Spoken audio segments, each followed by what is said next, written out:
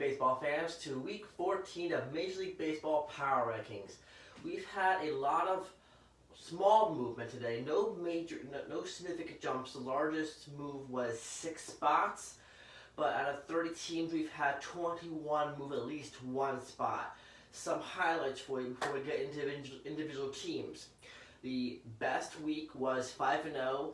The worst week was 0-5. We've had some 4-1s, we've had some 1-5s, but the best was a complete undefeated week.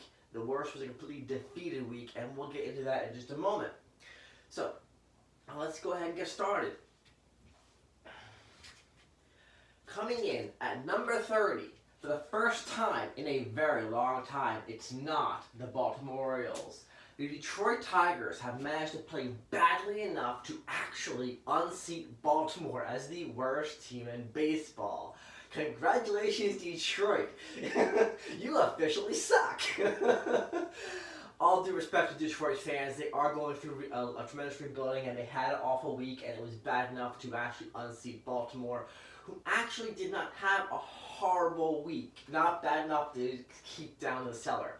Detroit, however, having gone into Chicago, dropped 2 out of 3, then bring in Baltimore and drop both games, had managed to be abysmal enough to fall into 30th spot.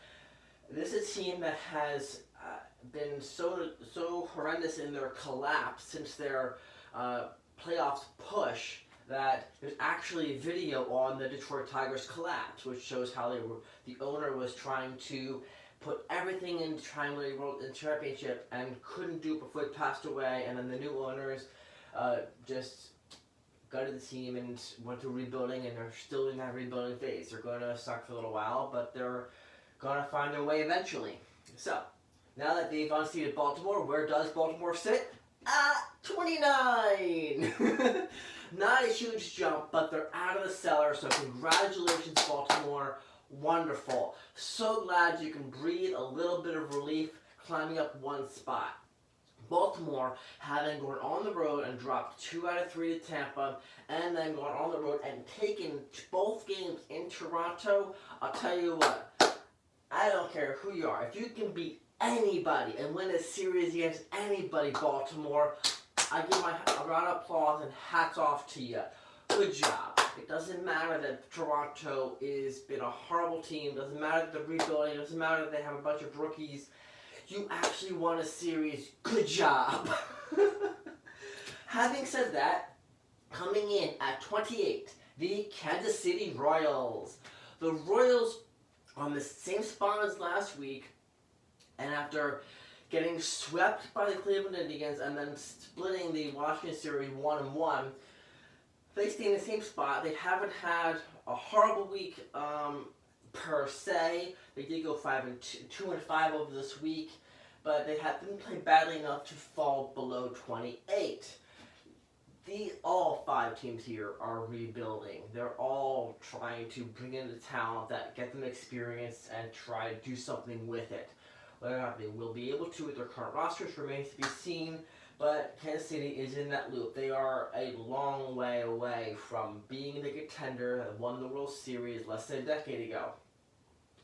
Coming in number 27, the Miami Marlins.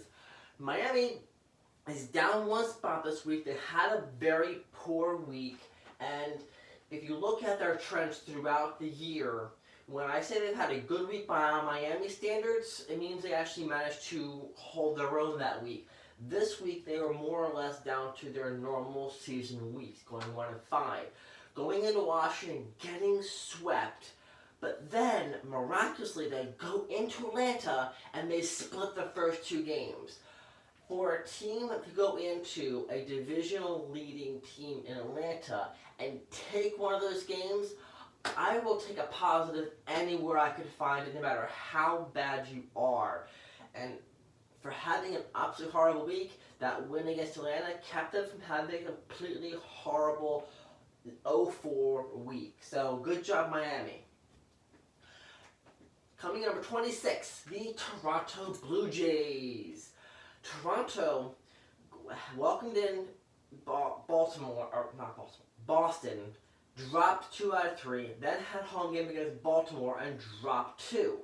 Because they got that win against Boston and they had the Sunday season finale, they do finish the week at 2-5.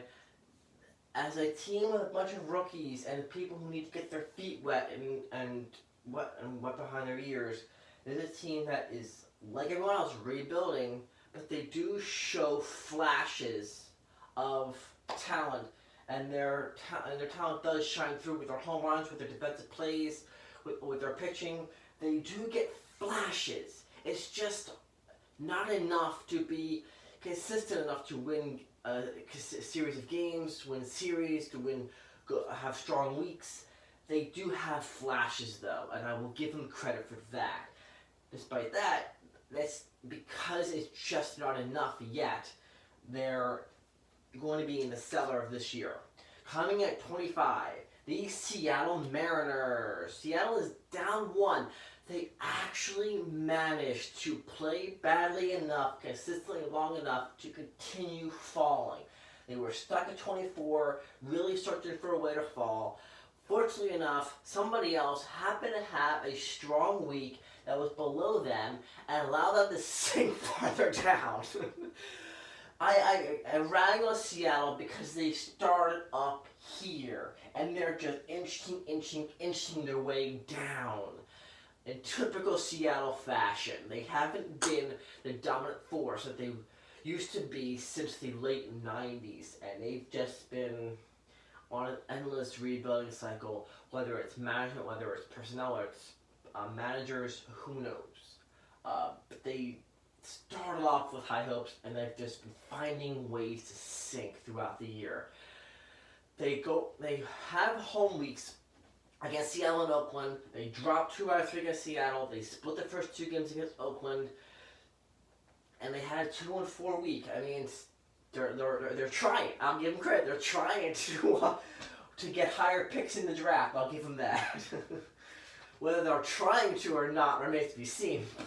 The results in the field and their performance in the power rankings over the course of the season show that they're trying to make that push. So, probably not intentional, but it's still fun to make fun of.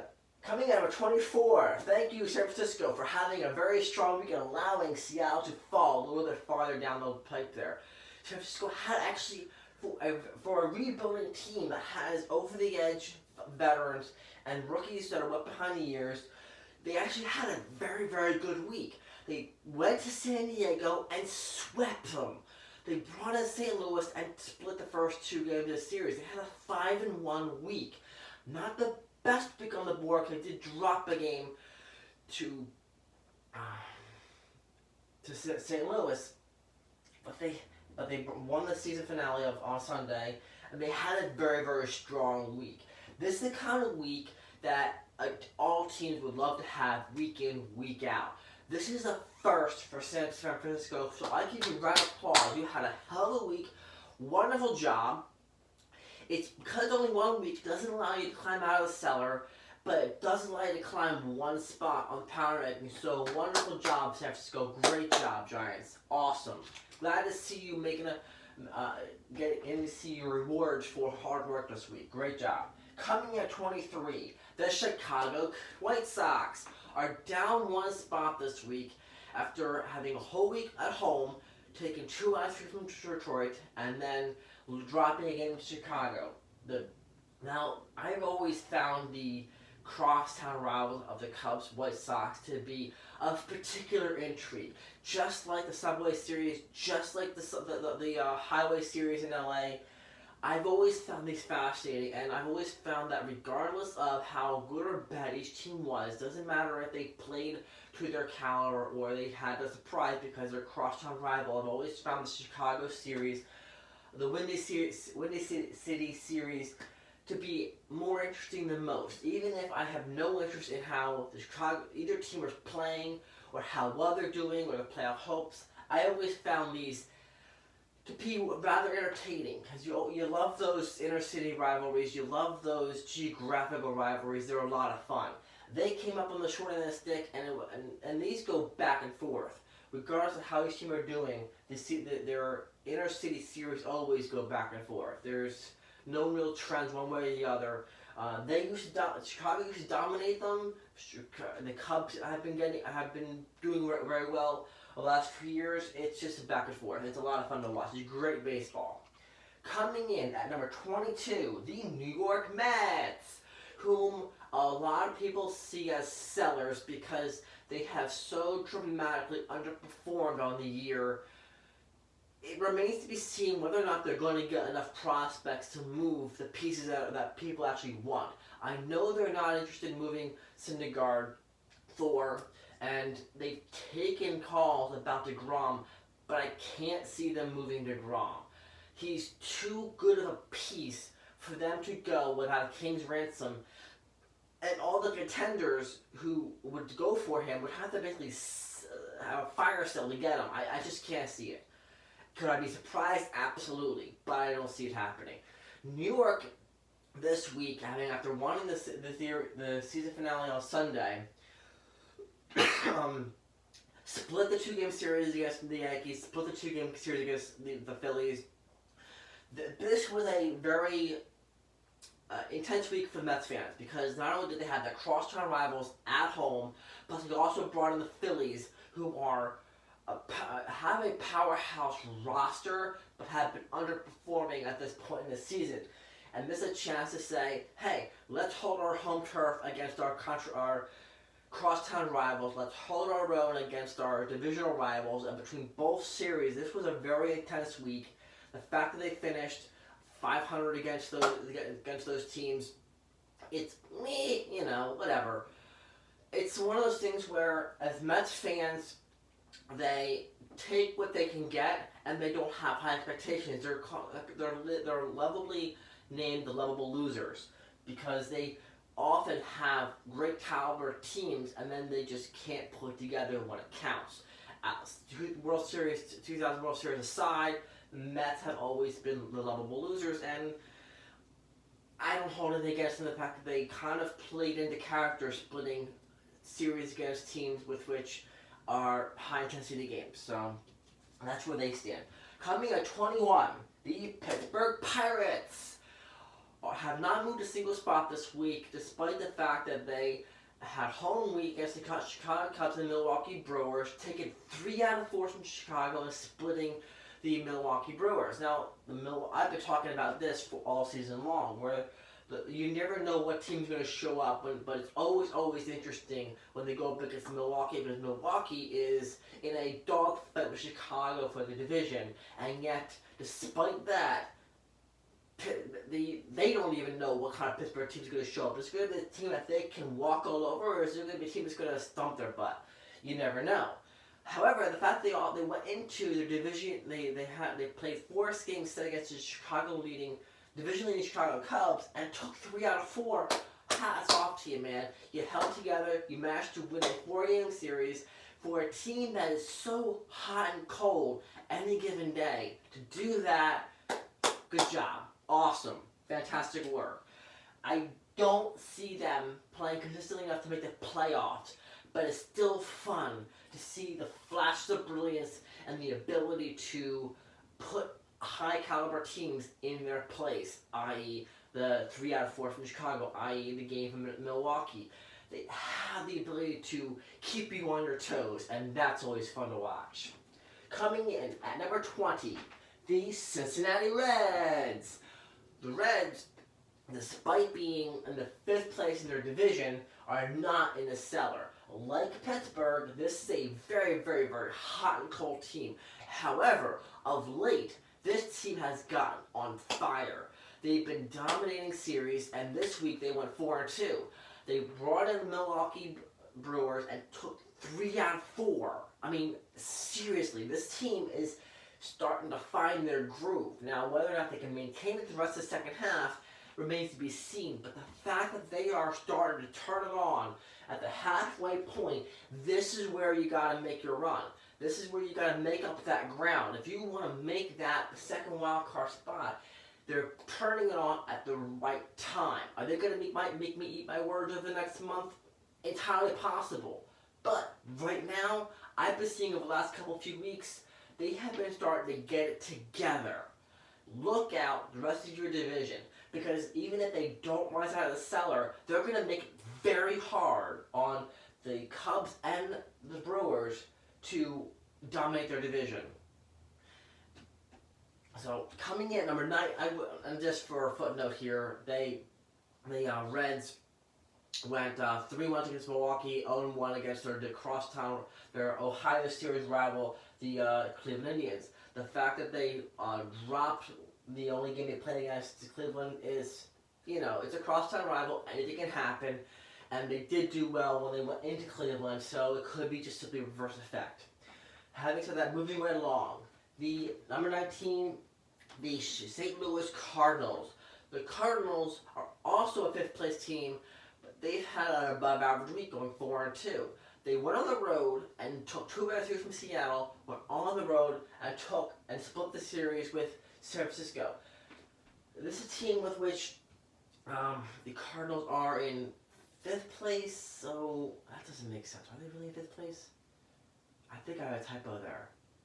I think I'd have to look that up. I apologize. Anyway, I think they're in 3rd place, actually. I might have had a typo on my board there. In any event, this is a team with which they have a lot of things going well for them, but they also have some things not going so well for them.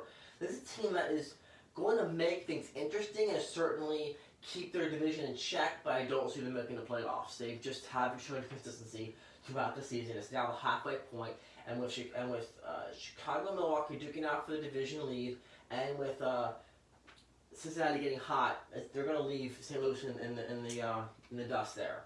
Coming in at 18, the Colorado Rockies. The Rockies were the first team all year to have an undefeated week, going 7-0. Well, today they get to have the flip side of that. They had the worst week of any team in the major leagues this week, going 0-5. The Rockies, having dropped both games against Houston at home, and going on the road, dropped both games against Arizona, have had also the largest fall of any team on this board, dropping 6. And that's what having a completely lost week will do for you. Especially this late in the game. I mean, it's granted 6 is kind of a high number considering how many games have been played this season. At the same time, this is a team with which I've been keeping an eye on. I've seen how they have weeks in which they look like the unstoppable object. Other weeks that they just can't find their groove. This team with which, like Cincinnati, but probably potentially more potential, I see them as the ability to get to the wild card game. Given that LA is probably going to run away with the division, the wild cards will be the only way they're going to get to the division series. And should they get hot in September, they could be a serious threat to the Dodgers in the division series. That's just kind of where I'm leaning, because of how I've seen how they've gone into LA and they've played Arizona and they've played the rest of their division and the early games, and they haven't been able to be consistent with it enough to be a serious threat yet. But I do see them as one of those potential sleeper teams that right now are not in playoff contention, but very well could be by the end of the year. We'll see how that goes. Coming in, number 17, the San Diego Padres. Having gotten swept at home by San Francisco, then going into LA and taking 2 out of 3. Talk about opposites, man. Because they couldn't hold their home court against a San Francisco team that prior to this week has been dreadful. And then they go into LA and they take 2 out of 3. Granted, it's a 4-game set. The season finale is today, but of the 4-game set, they've already at least split the series and taken 2 out of 3 the first 3 games. So this is a team with which, early on, I thought, let's watch how they do beginning of the season and see how they perform. They have underperformed through spurts of the season, but now we're going into the second half of the season, and this is where things matter. This is where things start getting interesting. The fact that they can, and San Francisco's here to the side, the fact that they go in LA and take 2 out of 3 shows that they are still somebody to keep an eye on, somebody who can still be a threat. Coming in at number 16, the Arizona Diamondbacks, whom dropped one spot this week after going into LA and dropping 2 games to the Dodgers, and then welcoming in the Rockies and holding their court, owning their home turf against the Rockies, taking both games. They are a team in which I have seen them shown such dominance in some series, like the Yankee series against the Colorado Rockies, against other teams, and then I've also seen them just not. They just would drop a series in ugly ways. Take the LA Dodgers, for example. They got swept. This is a team with which I just don't see them making the wild card right now. They're too highly inconsistent, just like Pittsburgh. They're just too highly inconsistent to put together. But they do have a lot of solid pieces, despite losing Goldschmidt, despite losing Corbin, despite losing a lot of other talent. They still have enough there to at least keep things interesting and make you earn against them. Coming in number 15, the LA Angels of Anaheim. The Angels went into Texas, took 2 out of 3. They went into Houston, split the series 1-1, season finale today. Now, my heart goes out to their loss. Tyler Skaggs was found deceased during their season going into Texas, and they postponed their first game due to the tragedy to mourn him. It was a beautiful ceremony to honor him, and when they recapped the following day against Texas. But this is an upcoming star, a talent that could have been a formidable rotation player in there, regardless of what you want to say about his career to date. He had been in the majors for a while, and you don't stay in the majors unless you've got some serious talent. I realize there are pitchers who could challenge that statement. I get that. At the same time, my heartfelt condolences go out to the Skaggs family, to the Anaheim Angels, and to all Angels fans. I am terribly sorry for your loss. It's a terrible tragedy to lose such a high-caliber person and a great baseball player. Sorry for your loss. And in response to that loss, congratulations on taking 2 out of 3 from the Rangers. You're not playoff bound, but at least you showed your fans a good show and helped them deal with the loss of your player. Coming in at number 14, the Washington Nationals. The Washington Nationals have had one of the best weeks. They didn't have undefeated weeks. They dropped a game to Kansas City. But having gone 5-1, this is a team that is on the rise. They have climbed 4 spots on the power rankings, and that is the highest jump of any team on the board. So good job. You definitely earned it. Having swept Miami out of Washington and then splitting the first 2 games to Kansas City, I'm not sure which to be more impressed by.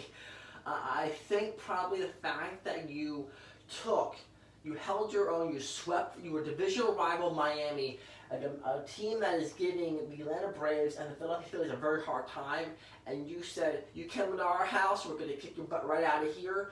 Awesome. I think that earns a great deal of kudos. The fact that they went 1-1 against a very highly struggling Kansas City team, sort of, okay, did you take the high of defeating Miami, who's not exactly a high powerhouse team anyway, and then just lay an 8 against Kansas City Royals? Who knows? But it's because of that inconsistent performance that they are not playoff bound. Coming in at 13, the Milwaukee Brewers. Talk about a team that was considered earlier this year a powerhouse team, and in a highly contested divisional challenge against the Chicago Cubs. First, they get unseated for the division title, division leader by the Cubs, and now they're down to 13.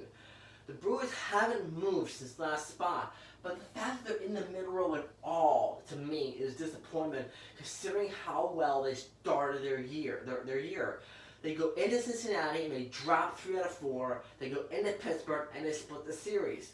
Considering the Pittsburgh Pirates are so hot and cold themselves, they did the same thing they did every series. They split the first two games because you never as much as you know about the Brewers, you don't know what Pittsburgh team's going to show up, and it's funny as hell watching the fact that they can just run the table on the Pirates and then the next day get their butts whooped. It's just, you know, and it's more of a tribute to the hot and cold instability of Pittsburgh than it does about the Brewers. But the fact that they also went on the road and dropped 3 out of 4 to Cincinnati, a team that has been finding their groove, I would say to Milwaukee Brewers fans, look out for the Reds. Because these are divisional rivals. These are teams with which you need to hold your own, which you need to keep your divisional rivals in check, because the way you do against your division, you're going to say a lot about where you're going to stand in the playoffs and the playoff push into the year. You have a great team, and you can make a run, but you are in the middle of a dogfight with the Cubs, and now you've got Cincinnati coming in and making a statement here. Yes, it was in Cincinnati, I get that. But you're still playing a divisional rival, and they still took 3 out of 4 from you. Hold your ground, and look out for those challenges. Don't take anybody for granted. I don't care if you're going against Baltimore. Don't take anybody for granted. Because if you do that, they will humble you. Coming in number 12, the Philadelphia Phillies. The Phillies are down 1 spot. They had a very, very average week, going 3-3 out of 6 games. They go into Atlanta, drop 2 out of 3. They go into New York, and they split the first 2 games. This is the Atlanta series was a series in which road or not, you needed, and you dropped 2 out of 3. You know, yes, the Braves are playing very, very well, but these are divisional games in which you need to win, especially a team you're chasing. It's one of those things where you just, you know, you take care of business on Sunday against the Mets, and you leave the last series in the past. You've got more series against them. You've got more opportunities. We'll see how things go. But this is a team with a lot of depth and a great talent on paper. I want to see them perform better than they have. They just, you know, what can I say except for the fact they've been underperforming, and I'm sorry, Phillies fans, they've just been underperforming to their potential. They can turn around, they just haven't yet. Coming in at number 11, the Boston Red Sox. They went on the road against Toronto, took 2 out of 3. They went on the road against Detroit and took both games. They had a solid 4-2 week, 4 wins, 2 losses in 6 games. This team that is starting to find their groove, they have a very, very long way to go to catch up to Tampa, to catch up to New York. They're in a serious hole, but they also have way too much talent to be overlooked.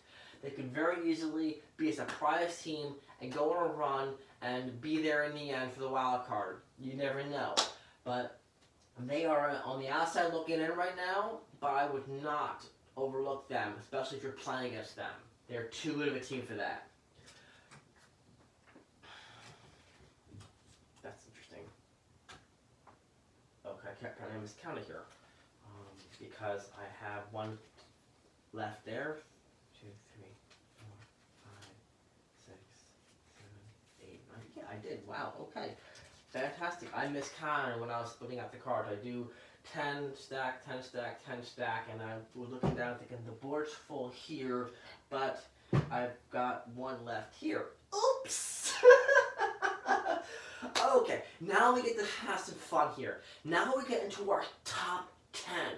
Everyone's favor. So, let's get into it, shall we? Coming in at number 10, the Chicago Cubs. The Cubs are down 2 spots this week, having had a rough week, dropping 4 out of 6. They go into Pittsburgh and just get kicked out of town, dropping 3 out of 4, but then they rebound by going into Chicago and win the Intercity Series and taking the first game. Honestly, I don't think they would. It's great that they got the one game against Chicago, but I don't think they're putting too much stake into it. You always want to hold turf against your inner city rival. It's always bragging rights. It's always a beautiful thing, and Chicago fans, especially Cubs fans, love those bragging rights. Kudos. At the same time, in the grand scheme of things, it doesn't mean a whole lot. One whole game. I think the series as a whole itself speaks more than one single game, despite the even though they won it, I give you hats off. You held your own against your inner city rival. Great work. The fact that they dropped 3 out of 4 against Pittsburgh, you kind of got your tail between your legs on that, so I'm glad you got that rebound again against Chicago. Coming in, number 9, the Texas Rangers. The Rangers go into LA, drop 2 out of 3. They go into Minnesota and welcome in the LA at home against LA. They drop 2 out of 3, and they then go into Minnesota and drop 2. Despite having a 1-5 week, they still manage to stay within the top 10, and they are 5 games over 500. So I don't see them as a. You never know. They could make a wild card. I just don't see them making the division. Having said that, I am expecting the top 10 board to be closely resembling all of your playoff teams between your 6 divisional rivals, your 6 division winners, and your 4 wild cards. I'm expecting that within a somewhat margin of error, you're going to have your playoffs set here more or less. Could there be surprises? Sure, but the fact that they are in this picture right now shows that they are in a position where they could actually capitalize on this and be in position for a playoff run come September. We'll see how that goes. Coming in at number 8, the Cleveland Indians. Cleveland, being not a division leader, are always in the question because they are 9 games over 500. They had the best week of any team, going completely undefeated, 5-0, on the road against Kansas City and on the road against Cincinnati. Yes, I get it. They weren't playing the best talent this week, but they held serve, they swept the board, and that gives them the absolute best week of anybody. Great job, Cleveland. You're on your way to challenging the Minnesota Twins. You have a ways to go, but you're always in the discussion. Coming in at number 7, the Oakland Athletics. Athletics are up 1 spot. They're still in second place in the division because catching up to Houston is just a tall order. The Twins come to town. They hold their own. They take 2 out of 3. They go on the road against Seattle, and they split the series 1-1. This is a team with I don't see them having a playoff future in mind. I don't see the West having a wild card team. With the Cleveland Indians in the Central, with the Tampa Bay Rays in the East, I don't see them making the playoffs, but they'll definitely keep things interesting, and they've definitely shown a lot more mental than I had thought they were going to have early in the season. So, good job. Good week. You had a 4-2 week. That's exactly what you got to do, and we'll see how it ends up in the season finale against Seattle. It's a divisional rival, so you definitely need to get that. Coming in, number 6, the Atlanta Braves. The Braves had a very, very average week, going 3-3. But they have a home week. They take 2 out of 3 against Philadelphia, and they split the game against Miami. I love the fact that Miami is giving the Philadelphia Phillies and the Atlanta Braves so much challenge. For a team that has no playoff hopes whatsoever, they're not letting anybody take it for granted. And the Braves are just another team on that notch there, in which they have a lot of great solid pieces to win the division and to make a challenge in the playoffs. Do they have enough to go deep remains to be seen. The fact that Miami is giving them a hard time, I just think makes for great baseball. Having said that, you also got your divisional rival at home against Philadelphia, and they held their own. Good job, Atlanta. You unseated the Braves from their division, and now you're making sure they stay in their place in second behind you or below. Either way, you're holding your own, you're holding your home turf, you're doing what you gotta do to own your division. They are definitely establishing themselves as a team to beat in the NL East. Good job, Braves. I'm hoping that they can take their rookies and their and all their aspiring talent and become the next '90s Braves, where they are just a dominant force. Because the Braves never got enough championships out of such a high caliber Hall of Fame team that they had in the '90s. And maybe, just maybe, they are building that again. You never know. But they're definitely making things a lot of fun. Coming in, number 5, the Tampa Bay Rays. The Rays have a home week this week, taking 2 out of 3 from Baltimore, then dropping the first 2 out of 3 against the New York Yankees. They have the season finale today, but for the Rays, they took 2 out of 3 from Baltimore. The fact they even dropped the team against Baltimore, shame on you. Shame on you. This is a divisional rival. They are one of the worst teams in baseball, and all due respect to the Orioles, the fact that you couldn't sweep them at home shows you have vulnerabilities at home, and especially the way that you dropped 2 out of 3 against New York definitely shows home field advantage has not been home friendly to the Rays. Are they doing much better on the road? Possibly, but at the same time, if you're playing half your season at home. You have to have a winning record at home because no one expects you to have a winning record on the road. There are surprise teams like the '09 Philadelphia Phillies who were road warriors, and there are teams like that. But it's so much harder to win on the road. The fact that they couldn't hold serve at home, I think a lot of teams are keeping an eye on that and saying, hey, if we go into Tampa, we could actually win. And that's not a message you want to be sitting around the league.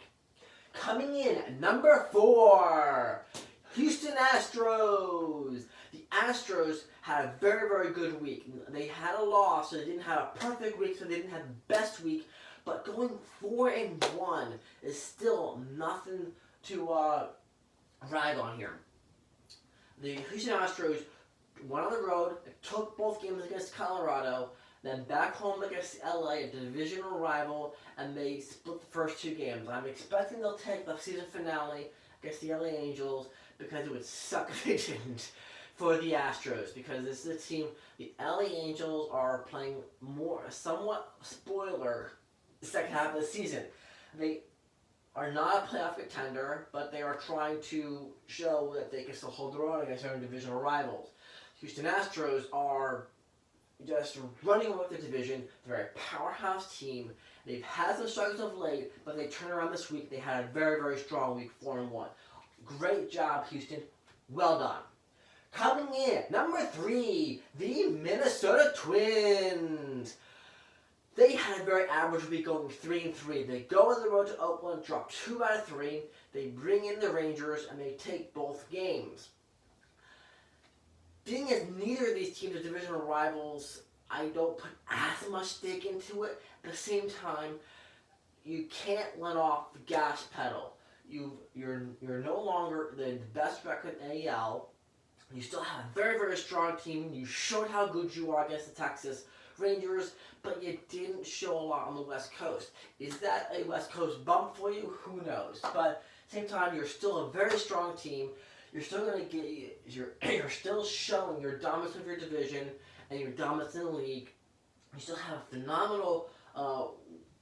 You've still had a phenomenal season so far, and I'm expecting great things for you. I want to see if you can break the playoff curse the Minnesota Twins have been suffering over the last decade. Can you get to the playoffs and win some series? Let's see that happen, Twins. Take your great week, great season, and make it happen in the playoffs where it counts. Coming in, number 2, the New York Yankees. The Yankees are in first place. They had a very strong week, and it's got to the point where even haters of the Yankees have gotten to the point where they're acknowledging that they are a good, strong team. At 57-30, they have the best. They've this week anyway eclipsed the Houston Astros and the Minnesota Twins to have the best record in the American League. This is a team that is just, with all of their injuries, showing just how much depth that team has.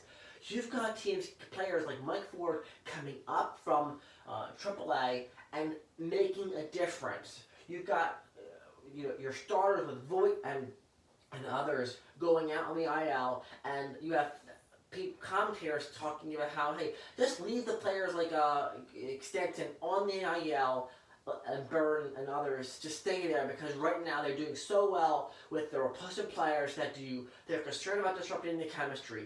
Those are conversations that just show how strong a team is. Love them or hate them, they have been doing extremely well, and they have been surpassing all expectations from the objective third-party commentators and analysts out there.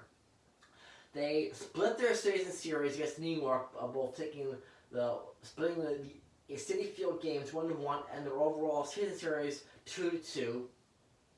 They've then held serve, taking 2 out of 3 from Tampa. Now, given that this is the last game before the All-Star break, and the fact they're on the road in Tampa, my best bet, I told a friend of mine earlier this week, this whole week they're going to go 3-3. They're going to split both the 2-game series against New York and the 4-game series against Tampa. And so far they've held serve to that. They've had some very, very close games, winning in extra innings Thursday and Friday. And then on Saturday, wow, it took a home run and bottom of the ninth walk-off. I mean, Tampa and New York have just made the whole season series so much fun from a baseball fan perspective to watch how they play. With Charlie Morton going against Paxton in the season finale, I am leaning towards, I'm still going to stay with my gun and say a split, but obviously I'm going to be rooting for the Yankees to win that one. So, speaking of a team that's had an absolutely phenomenal year, coming in number 1, the Los Angeles Dodgers. The Dodgers are still number 1 for the umpteenth time and been there since near the beginning of the season. I think they took over at the end of April and they haven't let go of the reins on that. The reason being is because they have the single best team in all of baseball, coming in at 60-31. Who can argue with how dominant the Dodgers have been? They have another strong week, winning 4, losing 2. Home series against Arizona, taking both games. Home series against the San Diego Padres, and here is where they hit a minor bump in the road. They dropped 2 out of 3 at home against the Padres. It doesn't hurt the Dodgers overall, but it does show that they have vulnerabilities. And now teams are going to be like, okay, we played the Dodgers this year. What can we learn about that San Diego series? Or does San Diego just lay an egg and give you nothing to work with? Who knows? But the LA Dodgers have definitely been showing all year round that losing to the Boston Red Sox in the World Series, they are on fire and they want to make a statement. They want to get that championship series, especially after dropping in the World Series to the Houston Astros and dropping in the World Series to the Boston Red Sox. They're like, we have a very, very strong team. It's time we get there. They're having a phenomenal year, and they're having a year like the Lightning did in the NHL during the regular season, where they were virtually untouchable. Yes, they've lost 31 games. I get that, but everyone's going to lose at least 40. Dodgers are no exception. The difference is, are they going to take 120 games this year?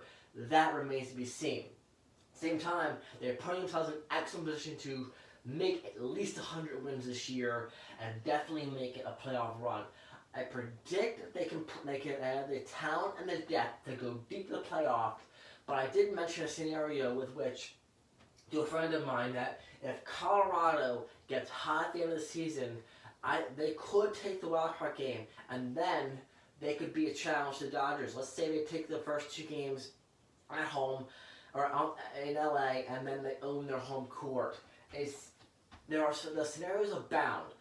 While I fully expect the Dodgers have the ability to go into the Division Series and the NLCS and sweep the board and finally take the rightfully owned crown of the World Series champions, you can't take anybody for granted. So, kudos to the Dodgers. Wonderful work. You had a great week. And you've had a phenomenal season. Keep it up. Let's see what you can do. Let's go Dodgers. Having said that, these are the power rankings for this week, week 14.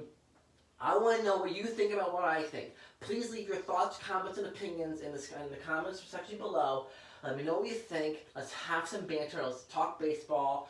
Tell me who you think should have been higher, who you think should have been lower. I want to know all about it. If you just happen to be surfing and hopping upon this video, please hit like and subscribe. Helps the channel. I greatly appreciate all of you. And thank you for tuning in week to week. Enjoy the games, and thank you for watching.